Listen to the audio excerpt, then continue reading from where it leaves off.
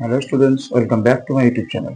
আচ্ছা, আজকে আমি ক্লাস 10-এর অর্থাৎ দশম শ্রেণীর চ্যাপ্টার নম্বর 1 অর্থাৎ একচল বিশিষ্ট দ্বিঘাত সমীকরণ, এই চ্যাপ্টার থেকে মূলত মাধ্যমিকে তোমাদের যে প্রশ্ন আসে সেখানে একটা ম্যাক্সিমাম ইয়ারে দেখবে একটা বছরে শুধুমাত্র 2019 সালে সমাধান দেয়নি। মানে একচল বিশিষ্ট দ্বিঘাত সমীকরণের এই যে সমাধানগুলো থাকে, মানে দ্বিঘাত সমীকরণের সমাধান করা মিনস এর চলগুলোর মান বের করা। এইটা একটা বছর শুধু মাধ্যমিকে আসেনি, সেটা হলো 2019। বাকি প্রত্যেকটা বছর এসেছে। এবং এগুলো কোথা থেকে আসে? টেক্সট বইয়ের উদাহরণে যেগুলো আছে, কোষে লিখিত যেগুলো আছে, এইগুলো তার বাইরে যেগুলো আছে, যেগুলো ধরো তোমার টেক্সট বইতে নেই, সেগুলো কিছু কিছু আসে। আমি সেইগুলো আস্তে আস্তে এক এক করে সমাধান করব। তো আজকে আমরা প্রথমে এরকম একটা সমাধান নিয়ে শুরু করছি।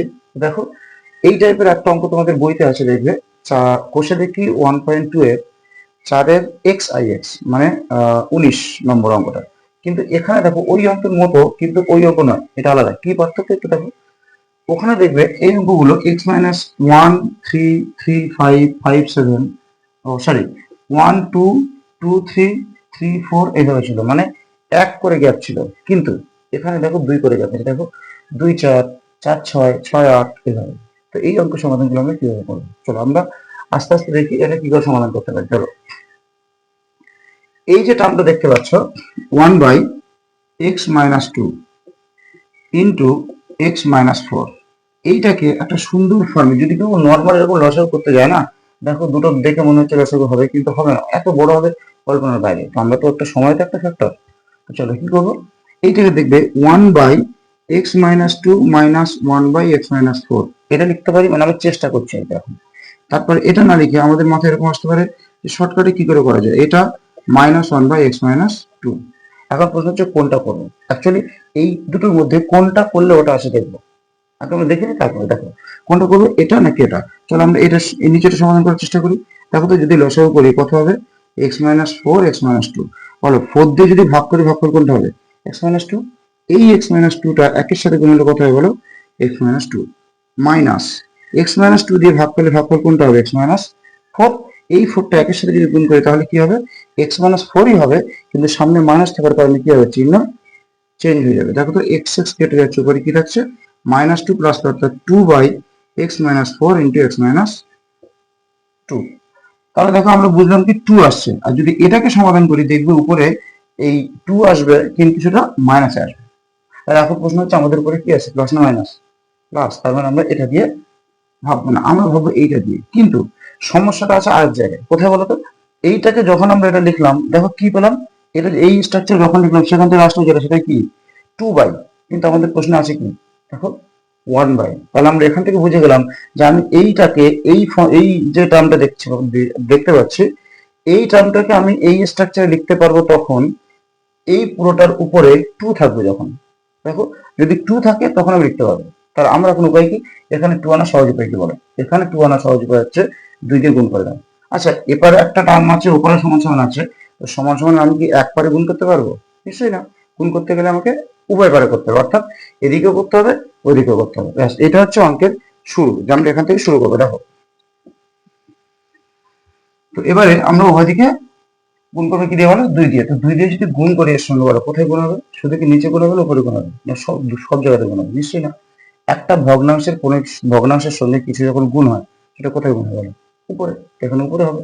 তাহলে উপরে গুণ করে কি হবে, 2/x-2 ইন্টু x-4, প্লাস এখানেও 2 হবে, x-4 into x-6, plus 2/x-6 into x-8, plus এখানেও 2 দিয়ে হবে, সমান সমান 0 ইন্টু 3, সরি 0 ইন্টু 2। দেখো আমি কি করলাম, উভয় দিকে করলাম। দেখো এই পার্টটা না করলেও হতো, কিন্তু তারপর আমি বলছি তোমরা করবে, তার কারণ তুমি যে 2 দিয়ে গুণ করছো হঠাৎ করে, সেটা ওদিকে তো বোঝাতে হবে না, যে হঠাৎ করে আমি 0 লিখে দিলাম, তাহলে এদিকে আমি হঠাৎ করে 1 দিয়ে কি করবো না, এই জন্য আমি 0 ইন্টু 2 লিখবো, কিন্তু পরের লাইন আবার গিয়ে কি করবো, 0 করে দেবো। চলো, তো এবার বলো, এই যে ফর্মটা দেখলাম একটু আগে লিখলাম না, কি বলতো, এই যে 1/, বড়টা বলতে 4 সংখ্যাটা বড়, যেটা অ্যাকচুয়ালি দেখো x-4টা কিন্তু ছোট, কিন্তু আমরা মনে রাখবো কি করে, এটা 4 এটা বড়, এটা 2টা হচ্ছে ছোট, এইভাবে মনে রাখবো।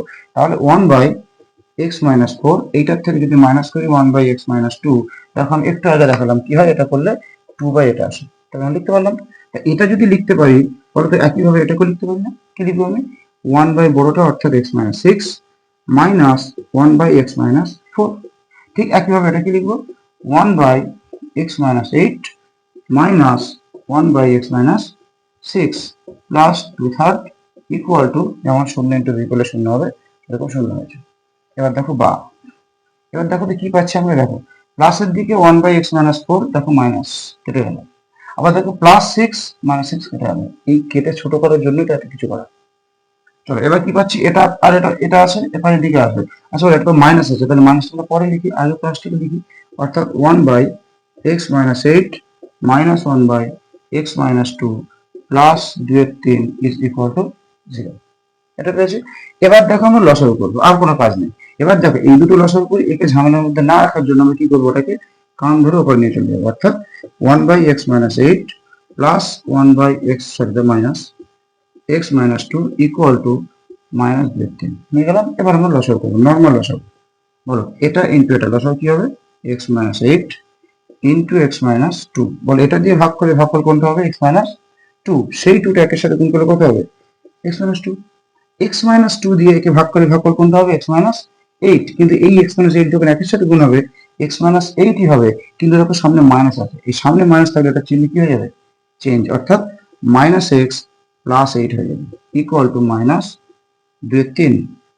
বা দেখো তো x কেটে গেছে, উপরে কি পড়ে গেছে বলো তো, মাইনাস 2 প্লাস 8 অর্থাৎ প্লাস 6, আর নিচে কি আছে, এটা গুণ করতে হবে।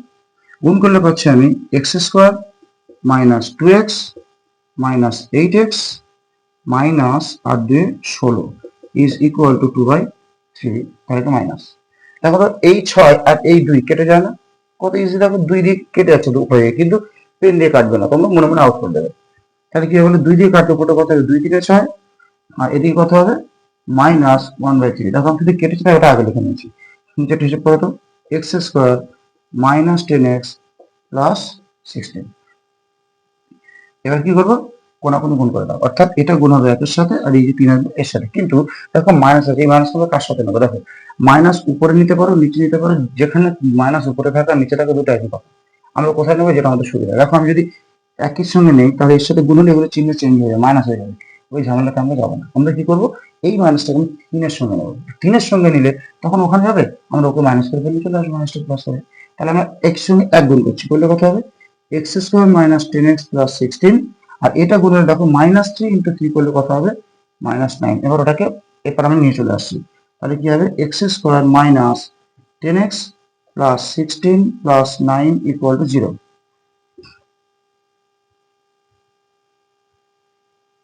বা বলো এবার কি করবো, এক্স স্কোয়ার মাইনাস 10x, দেখো মাইনাস 10x প্লাস কত, 16 না 25 ইকুয়াল টু 0। এবার এখান থেকে তোমরা দুটো অপশন, তুমি হয় মিডল টার্ম করতে পারো, অথবা তুমি সূত্র ফেলতে পারো, যার যেটা খুশি সেটা করতে পারো। যদি কেউ সূত্র অভ্যর্থী থেকে তো সূত্র ফেলে, দেখো সূত্র ফেলছি আমি, এ স্কোয়ার আর 25টাকে লিখতে পারি আমি কি বলো, 5 স্কোয়ার। তাহলে আমি এ জেনে গেছি x, বি জেনে গেছি 5, তাহলে এটা আমি দেখবো না, আমি দেখবো মাইনাস চিহ্নটা, তাহলে মাইনাস 2, এ মানে x, বি মানে কত 5, তবে ফেললাম কি a square minus 2ab plus b square সমান সমান 0। দেখো এটা অটোমেটিক মিলে গেছে, দেখো মাইনাস 10x, এখানে দেখো মাইনাস 10x। এটা সূত্র ফেলছি, এটা কার সূত্র, a মাইনাস বি তার হোল স্কোয়ার ইকুয়াল টু 0। আচ্ছা এটার হোল স্কোয়ার ইকুয়াল টু 0 মানে কি, এটা দুটো শূন্য হবে, অর্থাৎ এখানে কি পাবো আমি, x minus 5 into x minus 5 equal to 0। যেমন লিখি না, x স্কোয়ার কি লিখতে পারি বলো, x গুণ x, ওরকম লিখলাম। দেখো এবার আমরা কি করবো, দুটো দল করে দেবো, একটা হচ্ছে x মাইনাস 5 ইকুয়াল টু 0, এখানে আসছে x মাইনাস 5 ইকুয়াল টু 0, বা x ইকুয়াল টু কথা বলো 5, বা x ইকুয়াল টু 5। শেষে আমরা কি লিখবো উত্তর, অতএব নির্ণীত সমাধান x ইকুয়াল টু 5,5। দেখো এই অঙ্কটা পরীক্ষাতে আসে, এবং এটা মাধ্যমিকেও আসে, আমাদের টেস্টেও আসবে, সামনে যে পরীক্ষা আছে ফার্স্ট টার্ম সেখানেও আসতে পারে, যেহেতু চ্যাপ্টার নম্বর 1-এর অঙ্কটা আসে। চলো এরকম আরো আশা করি সমাধানটা সবাই বুঝতে পেরেছো। আর যদি না বুঝতে পারো তো কমেন্ট বক্সে কমেন্ট করবে। আর হচ্ছে এরকম আরো সমাধান আমি চ্যানেলে আনবো, যদি এরকম বাইরের যেগুলো মাধ্যমিক পরীক্ষাতে আসে তোমরা দেখতে চাও, তাহলে চ্যানেলটা সাবস্ক্রাইব